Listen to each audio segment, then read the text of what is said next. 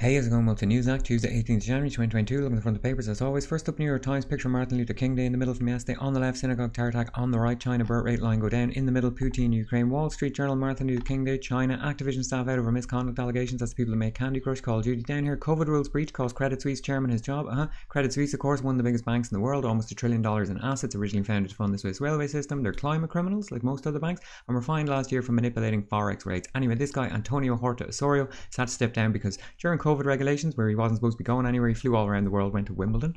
USA Today, Martin Luther King Day. Daily News, funeral yesterday for the Bronx fire victims, RIP. National Post Canada, criticising Canada for not having as many hospital beds per person as other developed nations.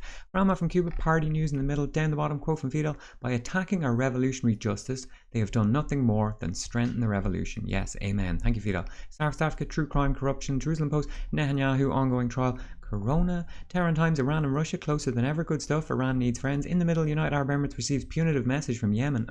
Yemen armed forces supposedly launched an attack in the capital of the UAE, Abu Dhabi, and you can see the result of it there. They set 3 petroleum tankers on fire. So big development in the Yemen story. On the left, Americans say US democracy is in danger. There never was one. Amen. On the right, US not following any diplomatic ethics. True, although I'm not sure diplomatic ethics is a thing that exists anywhere. The Hindu, 2 Indians and a Pakistani killed in UAE tanker blast case. That's another story related to Yemen. It was Houthi rebels that took over the tanker. RIP to the deceased. The Australian unions warn of COVID strike. Global Times, China. China and North Korea resume rail freight to facilitate normal trade. Good stuff. North Korea needs friends.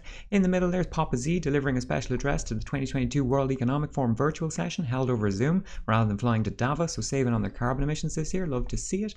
Irish Examiner, true crime, restrictions may be eased. Irish Times, restrictions may be eased. True crime story down the bottom about people who are abused by a priest and they're launching a compensation scheme. Irish Daily Mail, true crime story, Aisling Murphy. Irish Sun, Aisling Murphy, restrictions easing. Belfast Telegraph, Brexit, Boris. The Herald, BBC licence fee story. Down the bottom, Britain is an international laughingstock. Yeah, always has been. Financial Times, there's the chair of Credit Suisse again. In the middle, energy price line go up. Down bottom left, business elite engulfed in Black's rape claim fight.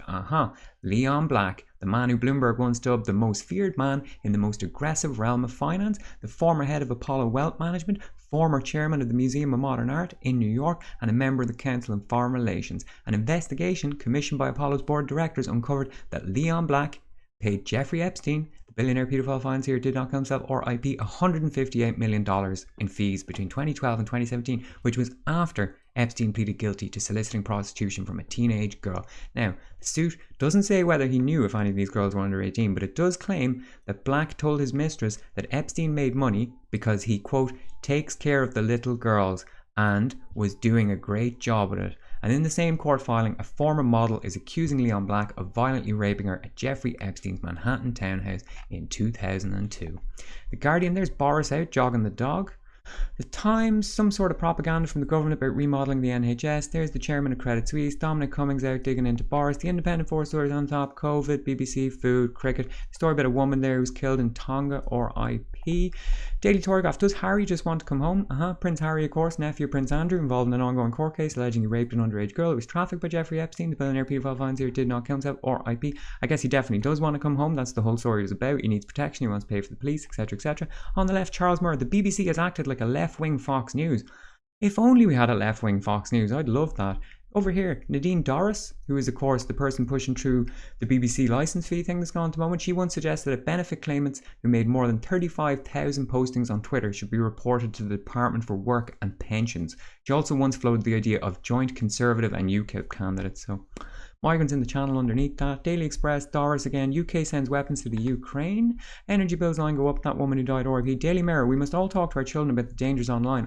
Sophie Wessex, Her Royal Highness, the Countess of Wessex, Countess of Forfar. She is of course the sister-in-law, Prince Andrew, involved in an ongoing court case alleging he raped an underage girl who was trafficked by Jeffrey Epstein, the billionaire paedophile financier did not kill himself, RIP. What's she talking about here? We must all talk to our children about the dangers online, yes, and offline as well, given your family connections. Down here, Boris gave go-ahead for a party. Daily Mail, British troops sent to Ukraine. Alright, there's Meghan again, complaining about something the BBC said. She said one thing, they said another thing, something like that. She is, of course, the niece of Prince Andrew, involved in an ongoing court case alleging he raped an underage girl who was trafficked by Jeffrey Epstein, the billionaire paedophile financier did not kill himself, RIP. iNewspaper, Boris. Metro, Dominic Cummings digging into Boris again. Daily Star, something about Brian Blessed. On the left, Bez, I have COVID. Oh my god. I doubt COVID will kill him, given everything he did with the Happy Mondays and all that type of thing. I certainly hope it doesn't kill him. Hope it goes alright for you, mate. Well, Prince Andrew is still the Duke of York. Boris Johnson is still the Prime Minister of the UK, and Julian Assange is still in jail at Her Majesty's pleasure in solitary confinement in the maximum security Belmarsh prison without fair trial or due process. If you want to stay off corporate, state, social media for the day, just click the link in the description. Alright, thanks, good luck.